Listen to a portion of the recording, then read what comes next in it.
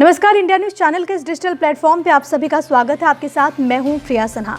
Corona के कहर के बीच, बढ़ते आंकड़ों के बीच उम्मीद जगी है कि जल्द से जल्द देश को वैक्सीन मिल जाए, क्योंकि वैक्सीन की दिशा में जिस तरीके से हम आगे बढ़ रहे हैं, हर एक शख्स सोच रहा है कि आखिरकार जब वैक्सीन आएगी कैसे लगेगी, क्या सबको लगाना ज़रूरी है। तमाम सवाल जाहिर तौर पर आपके भी जहन में होंगे, लेकिन यहाँ पर आपको ये चीज़ समझने की बहुत ज़्यादा ज़रूरत है, क्योंकि अलग अलग मुल्क में वैक्सीन लगाने की प्रक्रिया जो है वो शुरू हो चुकी है। यूनाइटेड किंगडम में भी इसको लगाने की प्रक्रिया शुरू हो गई है। इसके अलावा चीन की बात कर ली जाए या फिर यूएस की बात कर ली जाए, तो इस दिशा में वहाँ के जो गवर्नमेंट्स हैं, वहाँ के जो एडमिनिस्ट्रेशन हैं, वो बढ़ रहे हैं आगे। अब भारत में क्योंकि ये बात कही जा रही है, कई सारे सवाल इस वक्त जो लोगों के मन में हैं, उसका जवाब देने की कोशिश स्वास्थ्य मंत्रालय ने की है।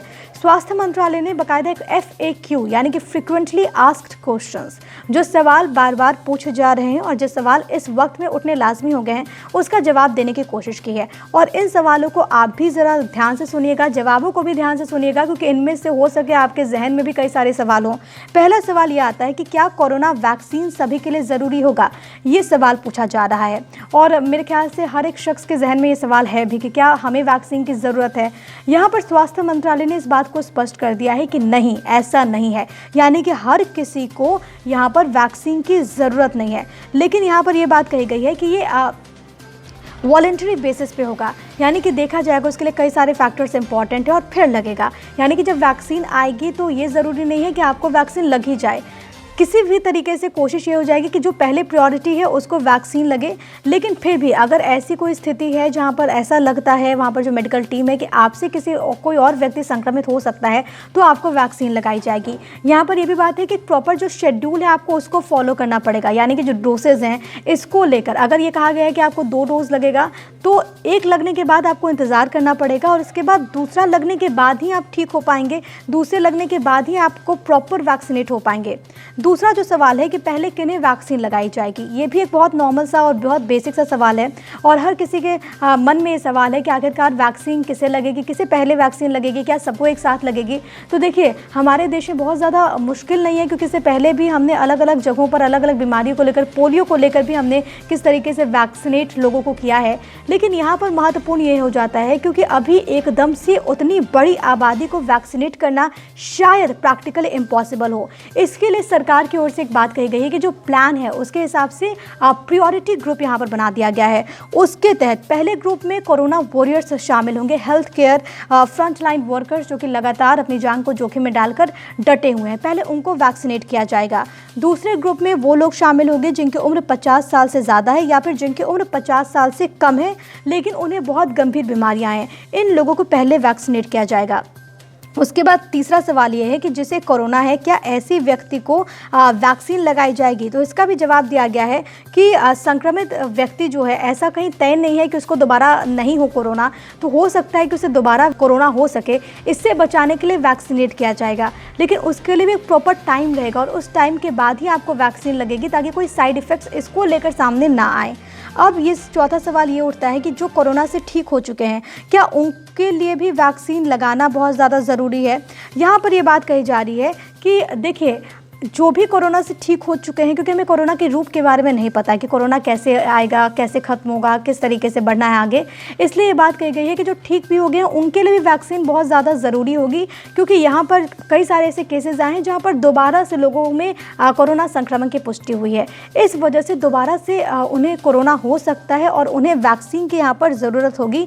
इम्यून सिस्टम को भी मजबूत करने की कोशिश यहाँ पर की जाएगी। उसके बाद सवाल ये है कि वैक्सीनेशन कैसा होगा, और ये बहुत बेसिक सा सवाल है। इसके लिए बात कही गई है कि वैक्सीन की अवेलेबिलिटी के हिसाब से सबसे पहले प्रायोरिटी ग्रुप्स का वैक्सीनेशन होगा, यानी कि सबसे पहले हेल्थ वॉरियर्स को, इसके अलावा जो फ्रंट लाइन पे काम कर रहे हैं उन लोगों को वैक्सीनेट किया जाएगा। 50 साल से ज़्यादा जिसकी उम्र है उसको वैक्सीनेट किया जाएगा। जो व्यक्ति किसी अन्य गंभीर बीमारी से ग्रसित हैं उनको वैक्सीनेट किया जाएगा। इसके बाद जो व्यक्ति इन ग्रुप्स के तहत आते हैं उन्हें ऑनलाइन रजिस्ट्रेशन के बाद रजिस्टर्ड मोबाइल नंबर के ज़रिए टाइम और हेल्थ फैसिलिटी के बारे में मैसेज के ज़रिए बताया जाएगा, जहां पर वो जाकर वैक्सीनेट खुद को करा सकते हैं। इसके अलावा तीसरी बात यह है कि वैक्सीनेशन सेंटर पर आपको मास्क लगाना बहुत ज़्यादा ज़रूरी होगा और जो भी नॉर्मल जो प्रोसीडिंग्स है उसकी आपको पालना करनी होगी। वैक्सीन का डोज लगाने के बाद आपको एक टेस्ट किया जाएगा। इसके बाद वहाँ पर आपको रुकना भी पड़ेगा, वहाँ पर आपको मॉनिटर किया जाएगा। अगर तबीयत ठीक नहीं लगे तो वहाँ पे आपको स्टाफ को बताना है, यानी कि अगर आपको वैक्सीन लगाने के बाद आप खुद ठीक नहीं फील करते तो वहाँ पर आप तुरंत स्टाफ को बताइए और उसके बाद जो भी प्रॉपर ट्रीटमेंट होगी वहाँ पर आपको दी जाएगी। इसके बाद ये बात कही गई है कि वैक्सीन के सभी डोज लगाने के बाद QR कोड बेस्ड सर्टिफिकेशन भी आपके मोबाइल नंबर पर भेजा जाएगा, यानी कि आपको बताया जाएगा कि आप पूरी तरीके से वैक्सीनेट हो, यानी कि आप पूरी तरीके से सुरक्षित हो। उसके बाद सवाल यह है कि वैक्सीन के कितने डोज लेने होंगे एक व्यक्ति को, यानी कि अगर मैं ठीक हूँ और मुझे वैक्सीन की ज़रूरत है तो मैं कितने डोज लूँगी, ये सवाल है। इसके जवाब में ये कहा गया है कि आपको 2 डोज लेना होगा और दोनों डोज लेने के बाद ही आप पूरी तरीके से ठीक होंगे, पूरी तरीके से बच सकते हैं, वैक्सीनेट होंगे। 28 दिन का गैप होगा, यानी कि पहले अगर आपने वैक्सीन ले ली उसके 28 दिन के बाद आपको दूसरी जो डोज है वो दिया जाएगा। उसके 7वां सवाल ये है कि अगर किसी ने हेल्थ डिपार्टमेंट में रजिस्ट्रेशन नहीं कराया है तो उसे क्या वैक्सीन लगेगी? तो इसका जवाब कहा गया है कि नहीं, ऐसा नहीं है। ज़रूरी है कि आप रजिस्ट्रेशन करवाएं। यहाँ पर यह भी बात की गई है कि आपको बताया जाएगा उस रजिस्ट्रेशन के थ्रू कि अब आगे क्या होना है, वो प्रोसेस आपको बताया जाएगा और इसके लिए रजिस्ट्रेशन बहुत ज़्यादा ज़रूरी है। जो वैक्सीन के लिए एलिजिबल होंगे उनके लिए कौन कौन से डॉक्यूमेंट्स ज़रूरी होंगे, क्योंकि डॉक्यूमेंट्स का भी प्रावधान किया गया है। इसके लिए आपको ID देनी होगी, फ़ोटो ID रजिस्ट्रेशन के लिए आपको पेश करना होगा, ऐसा प्रावधान हो सकता है। या तो आप ड्राइविंग लाइसेंस दे सकते हैं, उसके अलावा pan card, passport, pension document, ये तमाम ऐसी चीज़ें हैं जो कि अमूमन हम किसी सरकारी काम के लिए भी हमें ज़रूरत पड़ती है और अब तो कुछ भी काम हो तो इन तमाम आइडेंटिफिकेशन कार्ड्स की ज़रूरत होती है, तो वो आपको यहाँ पर दिखाना होगा। इसके बाद 9वां सवाल है कि क्या रजिस्ट्रेशन के वक्त भी फ़ोटो ID ज़रूरी होगा? तो यहाँ पर यह कहा गया कि रजिस्ट्रेशन के वक्त आपको फ़ोटो ID की ज़रूरत होगी और इसके बाद भी जब खुद को वैक्सीनेट कराने जाते हैं तब भी इसकी ज़रूरत पड़ेगी। अगर वैक्सीनेशन की जगह पर कोई फ़ोटो ID न पेश कर पाएँ तो क्या होगा? तो रजिस्ट्रेशन और वैक्सीन के वक्त वेरिफिकेशन के लिए फ़ोटो ID ज़रूरी है, ये बात कही गई है। आप इसको लेकर क्या कुछ सोच रहे हैं, वीडियो पर कमेंट करके हमें ज़रूर बताइएगा। लाइक और शेयर करना इस वीडियो को मत भूलिएगा। हमारे भी चैनल को आप सब्सक्राइब ज़रूर कीजिएगा। धन्यवाद।